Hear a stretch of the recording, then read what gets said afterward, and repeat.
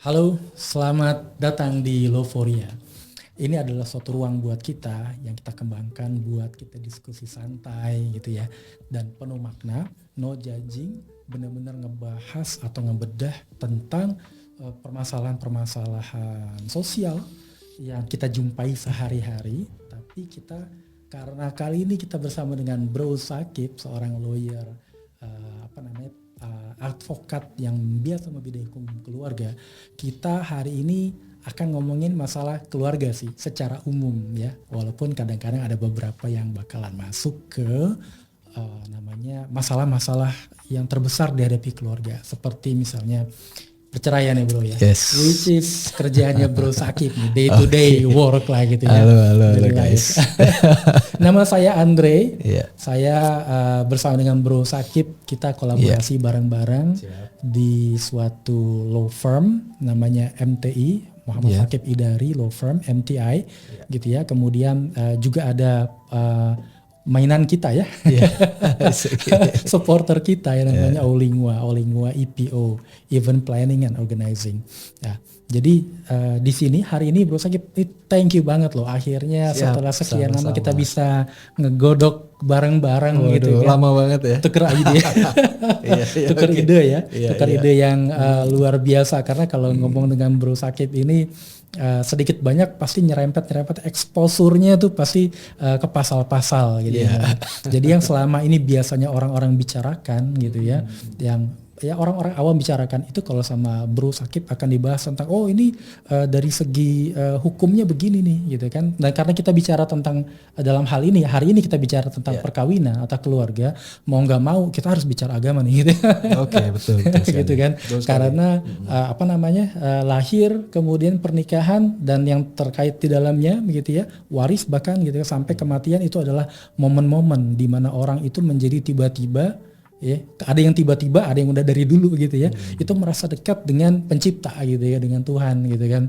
Jadi kayaknya ini salah satu momen yang tepat juga nih buat kita untuk menggali dalil atau sumber hukum yang memang di Indonesia itu ada namanya kompilasi hukum Islam ya bro. Yes, betul ada sekali. itu menjadi dasar atau dalil, menjadi jawaban sebenarnya supposedly gitu kan bagi masalah-masalah atau isu yang selama ini dirasakan banyak orang begitu ya.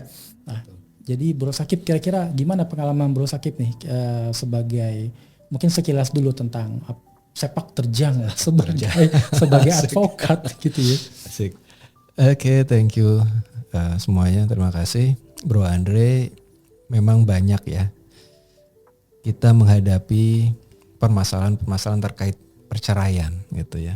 Sebelumnya saya memang spesialisasi di hukum keluarga, ya kebetulan ngambil S3-nya juga hukum keluarga, dan sekarang saya pun juga sebagai dosen di salah satu perguruan tinggi terbesar dan terlama di Bekasi juga. Itu juga mengajar hukum keluarga juga, Pak Andre. Dan saya mendirikan kantor hukum juga yang Pak Andre tadi sebutkan, MTI Law Firm. Bergerak juga banyak kita membantu rekan-rekan keluarga-keluarga yang mengalami masalah, Pak Andre. Jadi memang di sini kolaborasi ketiga keilmuan, praktisi, sehingga mendorong saya untuk ingin berbagi, untuk sharing bagaimana kita bisa mengatasi setiap permasalahan-permasalahan yang berhubungan dengan keluarga. Seperti itu Pak Andre. Nice sharing Bro Sakib, ini kayaknya menjadi hal yang luar biasa karena sehari-hari tentang hukum keluarga ya. Betul. Tapi kalau boleh tahu Bro Sakib sudah berkeluarga berarti ya? Wah, saya alhamdulillah sudah keluarga dong. Jadi laboratoriumnya ada ya? Jadi prakteknya itu ya kita dulu dong. Oke, siap, luar biasa.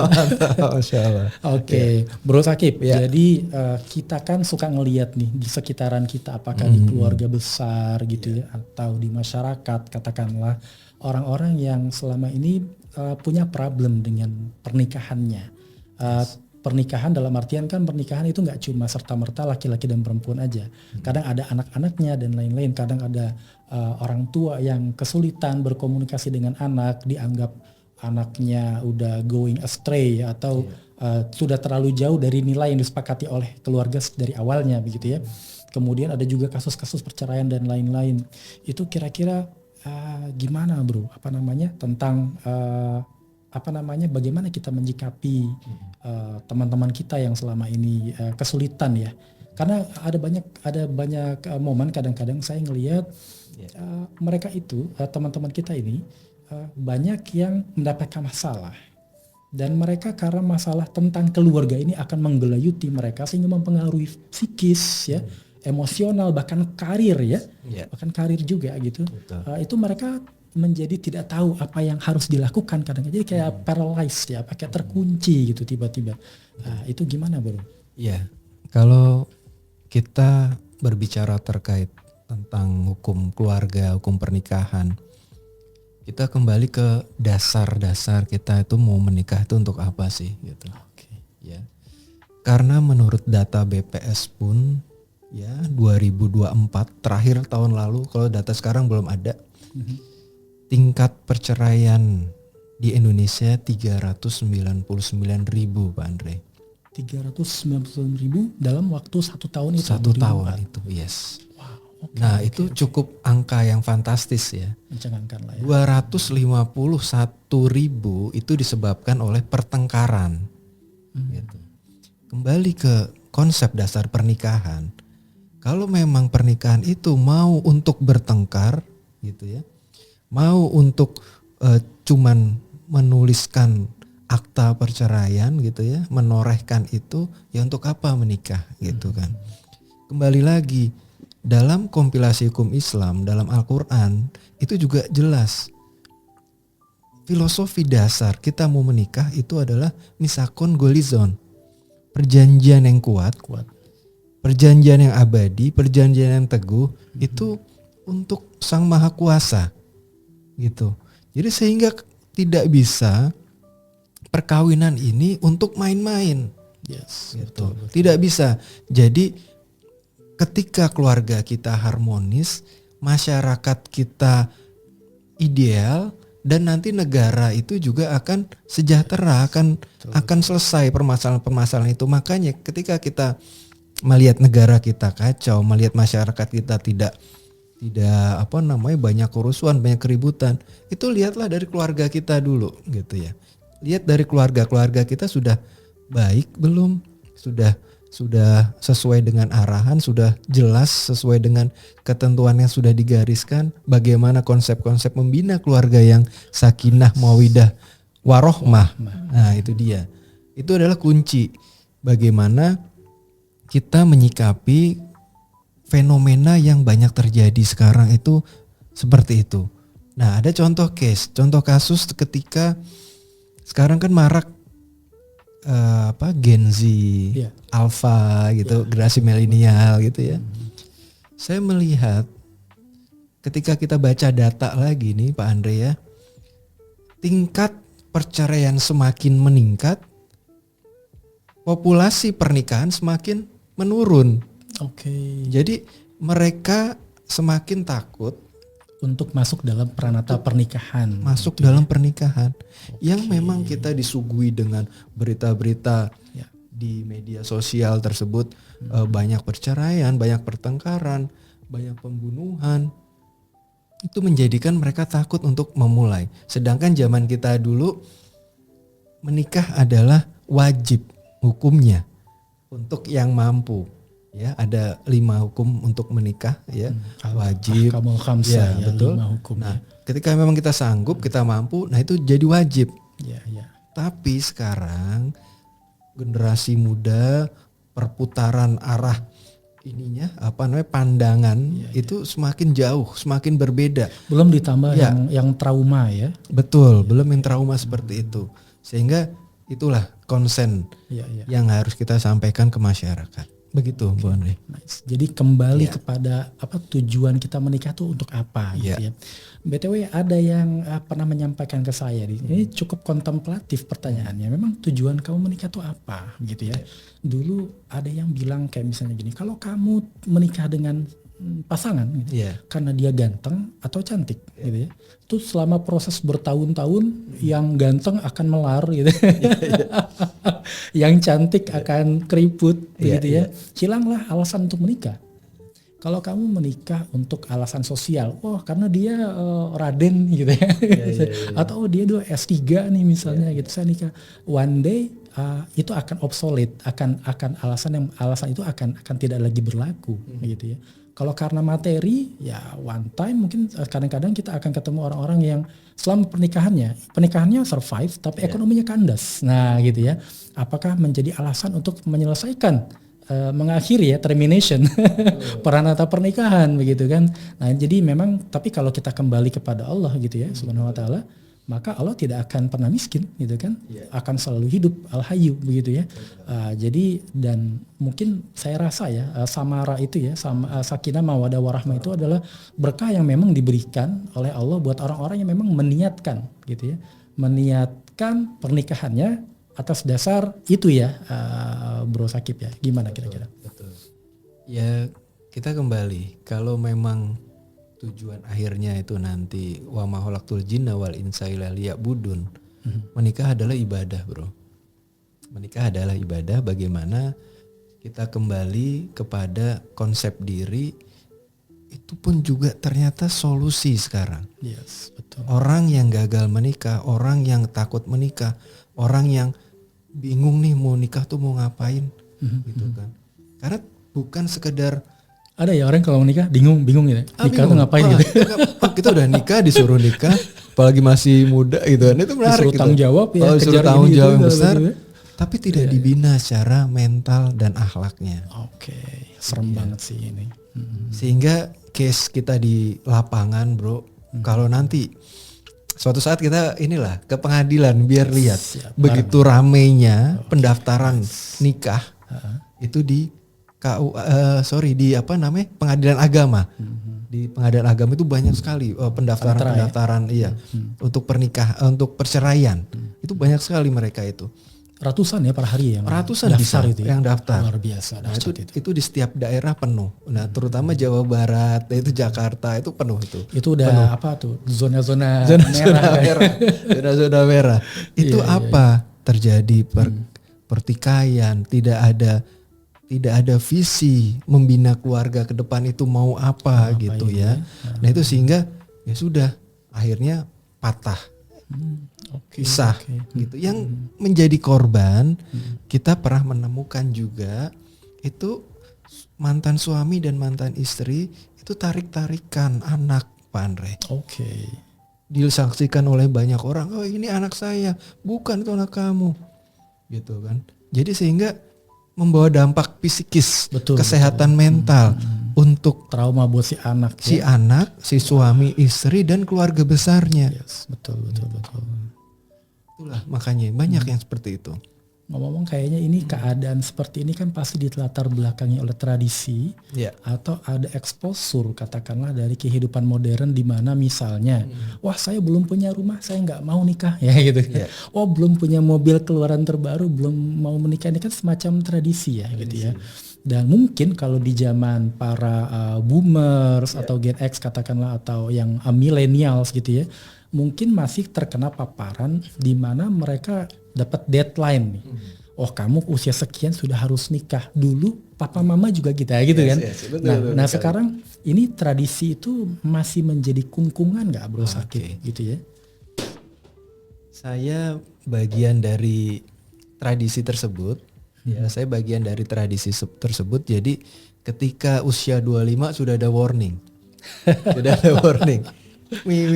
Orang tua udah 25 nih, ada batasan lah keluar ya. SP1. Saya bilang saya maunya 27 gitu. Saya maunya 27 nikah. Kondisi apapun, kerja apapun saya maunya 27 gitu kan. Jadi kedewasaan mental, walaupun ketika itu saya juga belum menjadi pegawai tetap gitu kan. Tapi saya juga punya komitmen 27 nikah gitu. Nah, pergeseran nilai itu sekarang tidak terjadi. Ya, sekarang sudah tidak ada yang seperti itu. Jadi lebih mengutamakan kenyamanan, terus saya siap nggak ya kalau masih usia 27. Jadi merasa tidak siap dan tidak ada seperti dorongan ikatan seperti dulu. Itu tadi ya visionless. Jadi orang nggak punya visi, ngapain saya nikah gitu kan. Jadinya itu yang menjadi PR kita ya, Pak Andre ya, PR kita nanti di Love4ria itu untuk menjelaskan ke masyarakat bagaimana kita tuh punya step-step yang untuk beribadah itu gitu. Betul. Gitu. Jadi kita nanti akan mengadakan semacam edukasi ke masyarakat secara step by step gitu ya, mulai dari online sampai ke offline, konsultasi ya, psikologis, kemudian konsultasi legal untuk membantu kayaknya ya, mencerahkan, mengedukasi masyarakat yang sekiranya memang butuh untuk mendapatkan bekal ketika mereka menghadapi terutama masalah ya. Dan yang paling penting kayaknya ada preventif atau preemptif nih Bro Sakif nih. Jadi ketika orang-orang mendapatkan bekal yang diperlukan sebelum masalahnya hadir. Nah dulu saya dengan teman-teman ya, dulu ini ceritanya zaman dulu ya, ketika di law firm, bahkan ada beberapa klien cukup berpengaruh gitu kan, sampai dia campaign, ibaratnya lawyer itu, advokat ya katakan, itu seperti dokter gitu kan, jangan datang ke dokter ketika masa-masa sudah ada masalah gitu kan, justru sebelum terjadi masalah gitu kan, kita cek itu sudah menjadi budaya rutin untuk berkonsultasi dengan konsultan hukum maksudnya gitu ya. Mungkin ini ya ke depan ya Bro Sakif ya, insya Allah kan kita lakukan dalam bingkai apa tadi? Love4ria. Oke. Mantap. Oke. Nah, sekarang saya mau tanya Bro Sakif. Untuk keadaan kita sekarang ya, itu kan let's say berapa, coba deh bisa nggak dibilang persentasenya, katakan ya, berapa persentase perempuan yang menderita akibat kejadian perceraian dan berapa yang katakanlah diinisiasi atau diderita oleh laki-laki awalnya. Kalau memang undang-undang kita cukup menjembatani dan membela hak-hak perempuan, Andre. Sehingga tidak hanya laki-laki saja yang bisa menggugat, tapi perempuan juga bisa menggugat. Bisa ya. Cerai gugat namanya. Kalau laki-laki cerai talak. Di sana pun juga wanita itu punya peranan ketika suaminya mabuk, suaminya berbuat kejahatan, suaminya tidak pulang-pulang, suaminya berzina, suaminya melakukan tindakan kekerasan. Ayo perempuan tuh bisa ya. Mereka bisa punya andil untuk melaporkan suami tersebut ke ranah pengadilan. Jadi kita bisa melakukan gugatan terkait dengan itu gitu. Jadi cerai gugat itu namanya Pak Andre. Jadi sehingga dalam persentasenya itu masih belum jelas itu terkait dengan banyaknya laki-laki yang melakukan gugatan atau perempuan. Tapi di sisi lain perempuan juga sudah semakin tahu, semakin paham dan semakin banyak juga untuk mengajukan gugatan tersebut. Seperti itu. Oke. Sebab di permasalahan gugatan ketika ke pengadilan, kan orang cenderung untuk melihat ya, wah saya terlalu sibuk kadang-kadang itu kan. Saya tahu tapi saya terlalu sibuk gitu ya. Which menjadi alasan kenapa dia perlu menghubungi advokat atau konsultan ya gitu. Atau saya sibuk dan lain-lain, tapi saya bisa melakukan sendiri mungkin karena kantornya memungkinkan dia izin ya hal. Atau yang memang atau ya mereka juga membutuhkan pendampingan psikolog. Karena perempuan itu kayaknya lebih rentan ya. Ini kayaknya nih, benar nggak? Tolong dikonfirmasi. Lebih rentan menghadapi tekanan atau pressure psikologis. Mungkin perempuan yang saya lihat bukan perempuan lebih lemah ya, dalam artian perempuan bisa menghadapi anaknya, menghadapi ART, menghadapi lingkungan dan lain-lain. Tapi ketika harus berhadapan head to head sebagai oponen ya, sebagai lawan dengan orang yang sejatinya menjadi tulang punggung bagi dia, itu benar-benar yang saya lihat ya, itu hancur remuk redam lah gitu. Ini kira-kira bagaimana Bro? Karena memang yang paling peka dan sensitif adalah perempuan gitu ya. Walaupun dia menceraikan, dia yang mengajukan gugatan. Tapi psikologisnya itu kena sebetulnya. Mentalnya terganggu. Dalam arti bukan gangguan mental ya Bu, tapi mental psikis mereka tuh sebetulnya sakit, terusik lah ya. Terusik. Kalau di kita menangani hal-hal tersebut, kita bisa melakukan pendampingan secara psikologis. Setelah kejadian proses dari gugatan, itu dia akan mendapatkan sesi coaching ya terkait dengan kesehatan mentalnya. Sehingga memang nggak bisa digeneralisir itu semua wanita seperti itu, tapi korban-korban itu dan kita, klien-klien kita itu akan mendapatkan sesi tersebut. Jadi memang penanaman, terus penenangan diri, bagaimana nanti solusinya jika terjadi di kemudian hari perbuatan anak atau apa, yaitu kita secara profesional untuk menyelesaikan permasalahan tersebut gitu. Nah ini belum ini loh Bro Sakit, belum tentang kasus-kasus yang melibatkan penganiayaan katakan atau KDRT, kekerasan dalam rumah tangga gitu ya. Di mana dalam beberapa kasus yang kita temui itu sebenarnya ya kadang-kadang ketika menghadapi kekerasan dalam rumah tangga itu perempuan atau istri katakanlah ya itu tidak lagi mampu untuk mendefinisikan siapa yang baik, buruk, benar, salah, jahat gitu ya, itu nggak bisa. Karena kadang-kadang ketika mereka dalam tekanan pasangan ya, suami yang katakanlah abusive, violent, kekerasan begitu ya, mereka suatu saat akan berpikir, oh ya udah saya ke polisi aja deh, gitu kan. Tapi ketika masuk laporan ke polisi, mau masuk laporan, tiba-tiba dia berpikir, janganlah, dia kan suami saya sayang sama dia, gitu ya. Nanti jadi reda lagi gitu ya. Kemudian nanti kena lagi, dia maju lagi gitu kan. Jadi kayak maju mundur, dan yang kita lihat kayak apa, bahkan kayak yang kejadian ekstrim itu kayak Stockholm Syndrome. Jadi sindrom atau gejala di mana seseorang yang dianiaya atau menjadi objek dari kekerasan itu tiba-tiba bersimpati atau jatuh hati kepada orang yang melakukan kejahatan tersebut gitu. Kira-kira gimana? Pernah mengalami ini? Melihat kejadian seperti ini? Betul, ada beberapa klien saya seperti itu Pak Andre ya. Jadi mereka berkelahi, suami istri bertengkar, tapi istrinya paling kencang, saya mau cerai, saya mau laporkan kamu ke kepolisian. Tapi itu sebatas emosi sesaat ternyata. Mereka di dalam hatinya dia masih ingin menjalani itu, terus masih ragu terkait dengan keputusannya apakah baik untuk anak-anak atau tidak. Nah itu mereka masih merasa seperti itu. Nah itulah kita bantu, kita jelaskan, kita beri arahan sehingga para wanita-wanita yang dalam arti rapuh ini terus bisa kuat dan bisa memastikan, Pak bantu saya siap untuk menjalani kondisi yang seperti ini gitu. Karena perceraian itu tidak mudah ketika memang gugatan perceraian itu kan harus, kalau Perma yang terbaru itu kan harus 6 bulan. 6 bulan harus pisah rumah gitu ya Pak Andre. 6 bulan harus pisah rumah.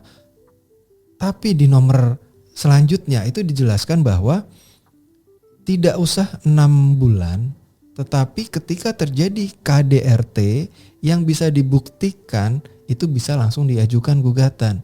Sehingga benar-benar undang-undang aturan di Indonesia itu memang mendukung wanita sekali gitu. Nah itulah yang menjadi solusi dan bisa kita kembangkan itu yang seperti itu. Betul. Jadi untuk mendukung kesetaraan ya antara dua jenis kelamin atau gender ini, memang ada semacam bukannya kita berat ya kepada wanita, perempuan ya, tapi mungkin ada semacam affirmative action ya. Jadi suatu tindakan yang diberikan kepada kaum atau golongan yang kelihatannya lebih lemah ya atau rentan begitu ya. Walaupun tidak berarti bahwa laki-laki sebagai salah satu pihak yang terlibat dalam perceraian juga tidak mengalami gitu ya. Laki-laki juga mengalami ya. Cuma mungkin yang dihadapi laki-laki kebanyakan ya itu lebih dianggap lebih bisa tertangani oleh diri sendiri begitu ya, dan mungkin juga teman atau keluarga. Tapi perempuan itu mungkin semakin dalam ininya kait atau lukanya makin ketika tercabut itu lebih banyak berdarah gitu ya, luka-luka ya begitu ya. Baik, itulah sebabnya di Loforia nanti kita akan mengadakan semacam sesi konseling ya, buat perempuan atau laki-laki yang merasa memerlukan diskusi psikologis, katakanlah konseling dengan para pakar atau profesional di bidangnya. Di selain dengan lawyer atau advokat ya begitu ya. Baik, ini nice. Jadi agar perempuan mendapatkan literasi atau guidance supaya tidak dirugikan, laki-laki juga. Jadi tidak boleh ada yang dirugikan di sini. Mantap. Oke, sekarang kita berbicara tentang rumah tangga ya, perkawinan gitu kan, terikatnya dua laki-laki dan perempuan ya, nggak bisa kan di Indonesia dua perempuan atau dua laki-laki nggak bisa ya, alhamdulillahnya nggak bisa kan. Itulah berarti ada stakeholder atau pemangku kepentingan yang ada di dalam keluarga gitu, dan stakeholder ini dalam tadi ya, pertama laki-laki dan perempuan, dalam hal ini adalah suami dan istri, juga anak-anak gitu ya. Kadang-kadang ada stakeholder yang lebih luas, kayak misalnya ada mertua gitu ya, ada ipar gitu kan, sampai kemarin dibikin film tuh ya, ipar adalah maut ya. Artinya dia memang ipar itu menjadi stakeholder penyumbang nauzubillah min dzalik perceraian gitu ya. Begitu. Nah, ini tapi mari kita coba kerucutkan antara peran suami dan istri, laki-laki dan perempuan dalam rumah tangga. Menurut Pak Sakib ini gimana nih kira-kira pengaturan atau arrangementnya gimana kira-kira? Iya, kalau di agama sudah jelas peran laki-laki apa, peran perempuan apa. Di kompilasi hukum Islam pun juga sangat jelas. Undang-Undang nomor 174 pun juga sangat jelas terkait peran suami dan peran istri itu seperti apa gitu. Cuman di sini kan muncul paham-paham baru feminisme. Jadi yang bilang patriarki gitu ya. Patriarki. Jadi mensejajarkan antara peran suami dan peran istri itu sejajar gitu. Itu kembali lagi kepada tingkat kenyamanan dalam rumah tangga tersebut gitu ya Pak. Jadi kalau memang kita sebagai suami toh penghasilan istri lebih tinggi gitu ya, jangan kita peran sebagai suami jadi malah menurun gitu kan. Tetap kita sebagai kepala rumah tangga, kita bertanggung jawab terhadap keluarga kita, dan kita sebagai imam untuk keluarga kita gitu. Nah, ketika memang si istri tersebut juga dia ternyata pendidikannya lebih tinggi, terus pekerjaannya lebih mapan dari suami, jangan sombong, jangan merasa dia lebih tinggi, mengambil alih saya pemimpinnya. Karena ada faktor-faktor di situ yang secara filosofi itu tidak bisa menyatukan gitu Pak Andre. Jadi sehingga tetaplah para wanita, para ibu rumah tangga, ibu-ibu yang aktif nih ya. Jadi ketika memang posisi ibu itu lebih tinggi, ya tetap hormati suami. Tetap hargai suami sebagai kepala rumah tangga, sehingga komunikasi nanti akan terjalin dengan baik, gitu ya. Memang kalau kita lihat saya pernah menangani juga terkait dengan pendidikan atau strata yang lebih tinggi yang dimiliki oleh si istri, pekerjaannya pun juga lebih bagus. Nah itu adalah pemicu konflik-konflik perceraian. Makanya ketika ada seperti itu, kan kita nggak tahu nih kalau proses mau mulai menikah kan 0 sama 0 gitu ya. Jadi nggak tahu siapa yang lebih unggul. Ternyata 5 tahun 10 tahun baru kelihatan nih, wah kok istri lebih tinggi, dominan, dan suami semakin terpuruk gitu kan. Nah itu di awal itu kita bentengi dengan pendidikan pranikah ya. Nah pendidikan pranikah. Berarti sebelum menikah. Perlu nggak ada pendidikan pembekalan katakanlah ketika menikah sebelum terjadi masalah apapun misalnya. Iya betul. Gitu perlu ya? Sebelum menikah, ketika menikah dan setelah perceraian. Oke, siap. Jadi sebelum menikah itu perlunya seperti itu. Bahkan kalau nanti pun kita buat perjanjian sebelum menikah, prenup gitu ya, atau perjanjian lain yang menjelaskan terkait dengan bagaimana nanti, apakah Pak Andre boleh nggak nanti poligami atau tidak gitu kan. Terus apakah nanti ketika pekerjaan, apakah Pak Andre di rumah boleh nggak, atau nanti yang bekerja istri boleh tidak. Nah itu kan hal-hal yang seperti itu yang memang sekarang perlu. Jadi nanti jangan sampai ketika sudah 10 tahun, 15 tahun baru ribut. Saya nggak mengizinkan kamu kok menikah, saya nggak mengizinkan kamu poligami kemarin kok.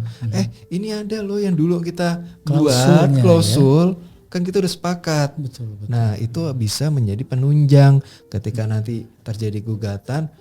Pak Hakim mohon izin, ini sudah ada dulu perjanjiannya. Nah seperti itu sebuah solusi ya yang kita sampaikan gitu. Karena sesungguhnya prenuptial agreement atau perjanjian pranikah itu kan sebenarnya masih kontroversial ya di Indonesia ya. Dalam artian ada beberapa rekan atau yang sempat bilang kalau mereka diprotes sama keluarganya gitu. Ini mau nikah jadi apa enggak nikahnya gitu kan. Ngapain harus bikin pisah harta lah atau prenuptial ya agreement, which kalau seandainya kita sebagai praktisi di dunia hukum katakanlah adanya prenuptial agreement atau katakanlah mungkin lebih sempitnya pisah harta itu sangat bermanfaat. Seandainya misalnya ada keperluan akuisisi di perusahaan, pembelian saham dan lain-lain. Karena kan harus lincah ya Pak ya, harus negosiasi dan lain-lain. Nggak mungkin harus minta persetujuan istri, saya mau beli saham dulu ya, gitu kan. Itu agak sulit, agak merepotkan gitu ya. Betul. Tapi bagaimana kira-kira Pak untuk menyikapi kontroversi, hal yang dianggap kontroversial di budaya Indonesia mungkin karena belum biasa atau budayanya lebih timur katakanlah. Gimana Pak? Betul. Karena kan kalau mau perjanjian seperti itu jadi melibatkan pihak keluarga. Nah pihak keluarga secara tradisi yang tadi disampaikan di awal pasti juga akan melihat norma-norma. Wah nggak etis lah, masa baru belum menikah udah buat perjanjian. Emang kita mau cerai, emang kita mau ini mau itu. Udah nyiapin cerai gitu ya. Iya, memang kita perlu edukasi di situ. Zaman sekarang beda dengan zaman lalu, gitu kan. Nah perlu edukasi yang secara komunikatif, yang bisa masuk ke ranah keluarga besar tersebut, gitu. Entah itu menggunakan mediator, ya, atau yang orang-orang bersertified untuk menangani terkait dengan komunikasi tersebut. Kalau dua belah pihak cenderung nanti tidak adil. Kalau yaudah saya ada mediator nih yang bisa membantu, itu akan malah bisa lebih baik dan lebih terkonsep dengan jelas tujuan kita menikah dan batasan-batasan yang kita akan dapatkan. Contoh, si istri sudah dibekali rumah, dibekali mobil, ya, sama keluarganya.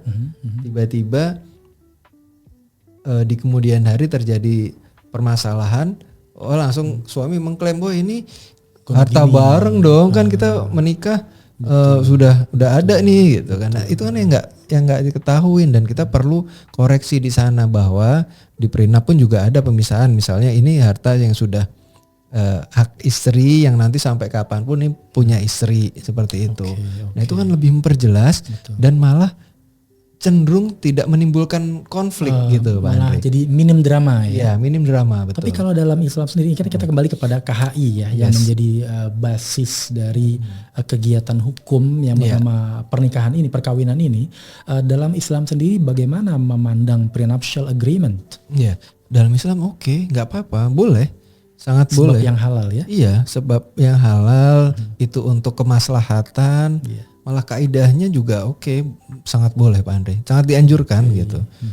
Jadi makanya kalau tradisi-tradisi dulu itu kan nggak enakan, pamali, seperti itu ya pelan-pelan kita bisa edukasi seperti itu. Bukannya salah ya, tapi itu pelan-pelan kita bisa edukasi. Ya memang kalau yang masih menganut seperti itu ya nggak apa-apa. Tapi alangkah baiknya tindakan preventif yang tadi yang Pak Andre sampaikan. Tadi sempat disebutkan nih hal yang menarik nih, apa tadi tentang poligami ya. Yang sebaiknya tadi menurut Bro Sakib itu dituliskan di prenuptial agreement gitu kan. Nah, pertanyaannya kalau seandainya misalnya ada salah satu klausul dalam prenuptial agreement yang mengatakan, kamu nggak boleh poligami ya, gitu kan misalnya ya. Sementara hukum poligami sendiri dalam Islam kan kembali kepada al-ahkamul khamsah, hukum yang 5, ya apakah wajib gitu kan, kemudian menjadi sunnah gitu kan, mubah, makruh atau haram gitu kan. Nah kalau seandainya dalam keadaan yang mungkin memungkinkan sang suami untuk melakukan ta'addud atau poligami katakanlah misalnya, apakah ini kan berarti kan nggak sesuai nih dengan apa yang sudah tertulis dalam prenup itu ya, prenuptial agreement. Nah, apakah kemudian klausul ini menjadi kayak katakanlah batal demi hukum karena melanggar dasar hukum yang lebih fundamental atau gimana kira-kira Pak Sakib? Kalau pandangan saya, poligami yang menjadi batal. Prenup, perjanjian ini dihukum karena kita tinggal di Indonesia, ya, hukum nasional berlaku, dan perjanjian ini yang akan dibenarkan nanti ketika di hadapan pengadilan. Gitu. Sehingga si istri sudah kecewa nih, yaudah saya gugat kamu ya, karena kamu udah poligami tanpa si izin saya. Nanti dibawa tuh istri ke daftar pengadilan gugatan. Disampaikan, Pak, sebelum menikah saya sudah sepakat untuk tidak poligami.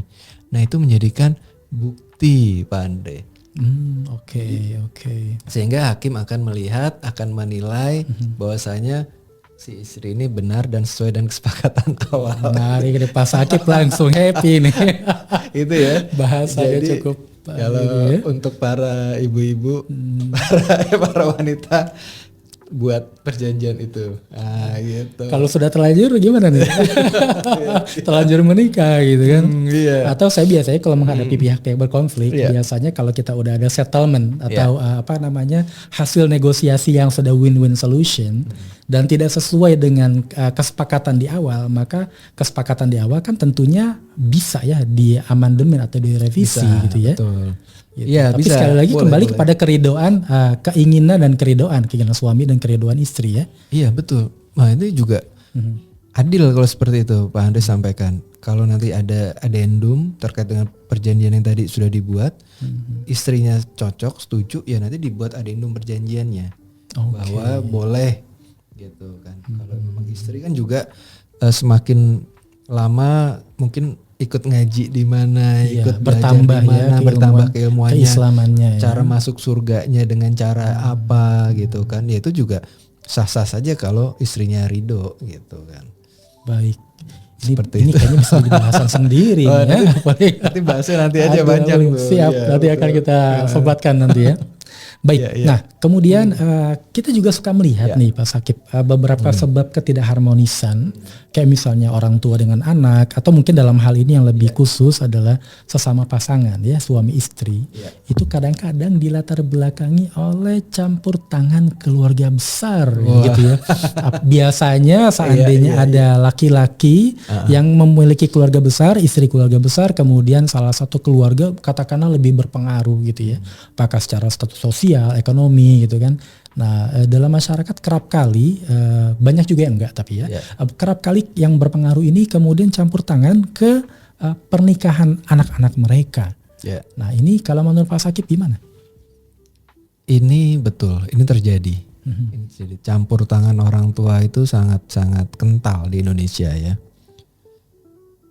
Banyak proses gugatan pun juga diakibatkan campur tangan orang tua. Apa-apa ikutin kata orang tua, apa-apa kata orang tua. Saran saya memang itu boleh, cuman ketika kita masuk dan kita komitmen untuk menjalin hubungan keluarga berdua, ya utamakan adalah kita tuh suami dan istri. Itu yang menjadi pondasi awal. Jadi ketika ada masukan dari mertua, ketika ada masukan dari orang tua, ya kita sebagai anak, kita arif menerima itu, kita menerima masukan, jangan berkeras hati, tapi tahu dan memberi arahan. Bapak, Ibu, kita sudah menikah dan kita sudah punya visi misi sendiri. Iya. Gitu ya. Contoh, baru menikah langsung diambil, ya, ikut ke rumah mama tinggalnya, gitu. Nah, saran saya, pengalaman saya, jangan diikutin itu. Karena apa? Ketika keluarga, betul. ya, masih dalam satu rumah, atap, ya? Satu atap, itu dinding berbicara, gitu. Walaupun kita ngontrak, walaupun kita rumah sepetak, orang tua kita rumahnya real estate, gitu ya, itu lebih akan bahagia ketika memang didasari oleh mawadah yang tadi, gitu. Sakinah timbul dari hubungan kita, gitu. Nah, nanti baru warohmah akan muncul dari rumah petak, nanti rumah BTN nanti rumah perumnas, gitu ya. Semakin nanti rumah klaster. Itu dari insya Allah dalam pernikahan yang berkah itu akan ada peningkatan. Banyak hal, ya. Jadi itu contoh ketika orang tua mertua itu ambil alih terus, gitu. Jadi sehingga terkekang, gitu. Oke, ngasih motivasi nggak apa-apa, ngasih support nggak apa-apa, ngasih doa nggak apa-apa. Tapi kalau instruksi, kalau instruksi kita lihat, betul. Kita lihat lagi, kamu berhenti kerja aja, ikutin suami, atau kamu kerja aja biar suami. Tapi kata suami, nggak usah, kamu nggak usah kerja, itu tanggung jawab saya. Ikuti suami Pak Andre. Jadi kuncinya adalah menetapkan batas yang jelas sampai mana pihak eksternal, termasuk mertua ya, atau keluarga besar, ipar dan lain-lain, itu boleh menyumbangkan pikirannya, atau bahkan sampai memberikan instruksi, katakan kepada suami istri. Ini mungkin terutama buat suami istri yang masih baru pulang dari bulan madu nih biasanya. Ini betul. Penting banget untuk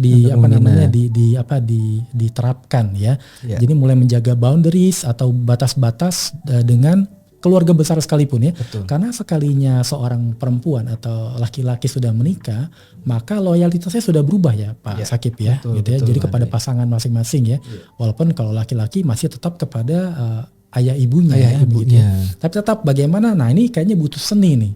Bagaimana seni untuk mengatur boundaries atau batas yang jelas dengan keluarga besar.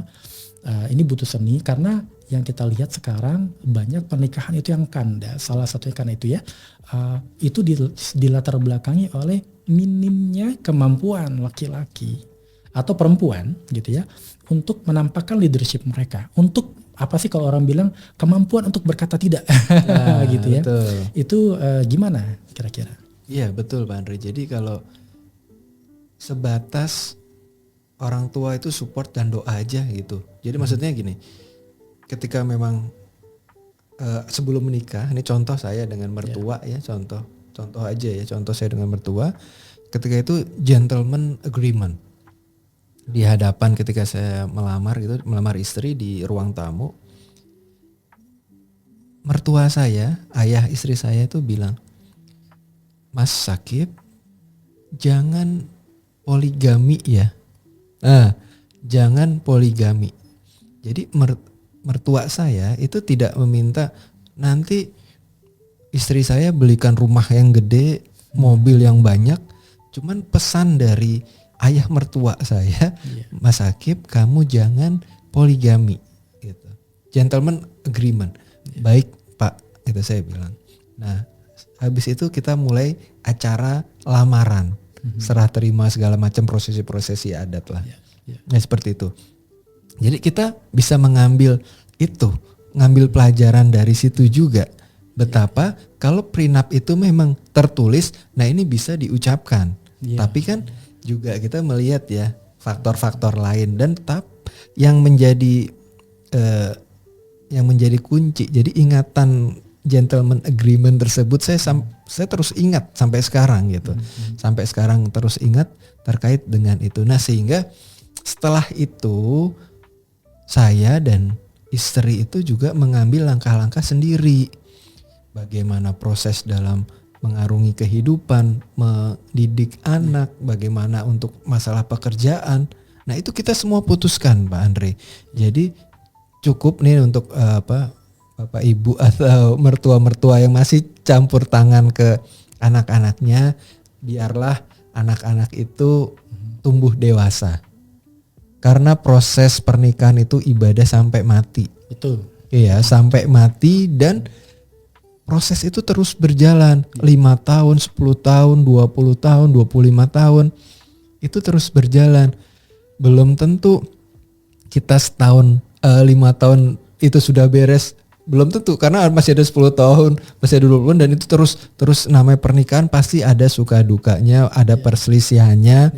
Itu yang harus dihadapi oleh suami dan istri sendiri. Kayaknya ini Mantap, bakalan nyambung nih ke tema selanjutnya. Iya. Jadi kepemimpinan laki-laki dan juga kepemimpinan perempuan lah ya sebenarnya. Betul. Karena pemimpin itu kan tidak mesti hanya satu tunggal, sementara yang lain pengikut, begitu kan.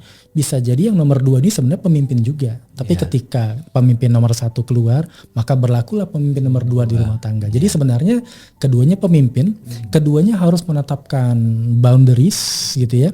Dari teman kantor bahkan gitu kan, tidak hanya keluarga besar gitu ya. Dan mungkin ini akan masuk ke ranah value atau kualitas seorang laki-laki dan perempuan dalam pernikahan. Apakah mereka mampu menentukan value begitu kan, menentukan, katakanlah kalau masuk lagi dalam KHI berarti sehubungan dengan ajaran Islam dan lain-lain, apakah mereka sanggup untuk terus belajar, karena apalagi orang-orang muda ya yang baru menikah begitu kan, tentunya pemahaman Islamnya kemudian praktiknya di laboratorium bersama ini di keluarga ini kan tentunya masih minim ya gitu ya. Jadi mungkin nantilah mungkin akan kita bicarakan lebih panjang lebar detail ya terkait peranan laki-laki dan perempuan dalam parenting katakanlah gitu ya, dalam usaha bersama, mungkin mau bikin usaha bareng gitu ya. Kadang-kadang ada juga tuh teman yang datang ke saya cerita bahwa usahanya kandas karena ketika usahanya berjalan, suami istri ini kan usaha ini dibina sama suami istri ya. Ternyata ada salah satu pihak yang tidak setuju atau salah satu pihak yang merasa terzalimi dengan berjalannya usaha ini. Nah gitu kan. Kayak ini bakalan menarik nih kalau kita bicara lebih lanjut ya. Dalam usaha bersama. Finansial maksudnya ya. Kemudian parenting anak-anak, pendidikan dan lain ini kayaknya bakalan seru banget nih. Betul, karena ini kita ya, concern kita di keluarga, di hukum keluarga, dan memang masyarakat kita itu masih banyak yang belum tahu, Pak Andre. Betul. Jadi perlu sekali ini gitu. Ya, edukasi ya. Supaya pernikahan langgeng, berarti nanti bisa kita kasih ya semacam edukasi buat para aktor pernikahan, yaitu suami istri, dan mungkin juga yang belum, karena banyak di antara mereka yang takut tadi menikah ya. Untuk menghadapi pernikahan mereka, untuk melanggengkan pernikahan mereka. Nauzubillah, jangan sampai ada masalah ya gitu kan, kita tidak berkehendak seperti itu. Jadi ini akan insya Allah sangat menarik sekali gitu ya. Jadi ini dalam podcast singkat ngobrol-ngobrol dengan Bro Sakib. Ini luar biasa nih sebenarnya. Saya ketemu beliau ini banyak banget dagingnya. Informasi atau ilmu yang kita translate ke dalam bahasa yang lebih praktis katakanlah ya. Jadi kalau kita punya rumah tangga yang sehat nanti ya insya Allah kita berarti ada kolaborasi pasangan dan dukungan keluarga dan pemahaman hukum. Nah, pemahaman hukum tidak hanya pemahaman hukum negara saja, tapi juga hukum syariat misalnya ya. Bagaimana misalnya cara seorang istri berinteraksi dengan laki-laki ajam atau laki-laki yang di luar rumah tangganya. Bagaimana seorang suami juga membingkai interaksi dengan perempuan lain yang ada di luar rumah tangganya begitu ya. Ini bakalan menarik banget. Jadi ada 3 hal ini, kolaborasi yang kompak, kemudian ada dukungan keluarga ya, kemudian pemahaman hukum ya yang komprehensif. Kemudian kembali kita di salah satu tema subtopik tadi tentang perceraian. Ini sebenarnya bukan aib ya Pak ya, gitu kan. Dan ini justru menjadi suatu cambuk buat mungkin siapapun yang sedang menghadapinya untuk memperbaiki diri, begitu kan, memperbaiki diri, dan syukur-syukur memang harus sih sebenarnya bisa memperbaiki pasangan, karena kan tugas untuk memperbaiki pasangan bukan cuma tugas seorang suami. Ada kalanya seorang istri lah yang perlu mendidik suami gitu kan. Bang bangun salat subuh. Gitu ya. Jadi ini Oke. Nah, jadi ini hari ini ada sharing dari saya dengan Bro Sakib. Nah, kira-kira kalau para listener gitu kan, kira-kira ada pendapat apa nih? Ya, kira-kira begitu. Dan silakan barangkali bisa di-share gitu kan nanti di kolom komentar atau di kesempatan lain ketika kita bisa share kontak kita. Dan jangan lupa bahwa Lawforia, saya dengan Bro Sakib gitu ya, yang kita sedang develop ini memiliki konsultasi atau jasa konseling untuk psikologis dan hukum, gitu ya. Jadi insya Allah kita akan dampingi buat rekan-rekan yang mengalami ketidaknyamanan katakan atau masalah dalam rumah tangganya, dan kita juga akan dampingi buat kita semua yang memang pingin belajar bareng agar bisa menjadi suami yang lebih baik, gitu ya, istri yang lebih baik dan anak-anak yang lebih baik juga mungkin ya. Betul. Oke, kalau gitu penting ya. Yes, gimana Pak Sakib? Ada closing remark? Iya, emang sangat diperlukan tadi yang disampaikan Bro Andre itu betul sekali. Jadi jangan ragu Bapak Ibu pemirsa yang menyaksikan ini, nanti bisa dikontak langsung beliau terkait pendidikan ini. Kita bumikan pendidikan keluarga ya. Jadi tidak hanya parenting, tapi kita belajar juga terkait dengan hukum keluarga, itu yang lebih penting, dan psikologi keluarga. Sehingga dari orang tuanya kita bina, dari keluarganya juga terbina juga, dan anak-anaknya nanti menjadi anak-anak yang terbina. Luar biasa. Gitu. Terima kasih Pak Andre. Terima kasih Bro Sakib atas waktunya kita bisa sharing bareng-bareng hari ini. Jangan lupa tunggu informasi selanjutnya dari Lawforia terkait dengan webinar-webinar yang akan kita selenggarakan, dan juga workshop-workshop offline, dan juga jasa konsultasi yang kira-kira dibutuhkan oleh teman-teman sekalian. Thank you semuanya. Terima kasih sekali lagi. Terima Bye. kasih semuanya. Assalamualaikum. Waalaikumsalam.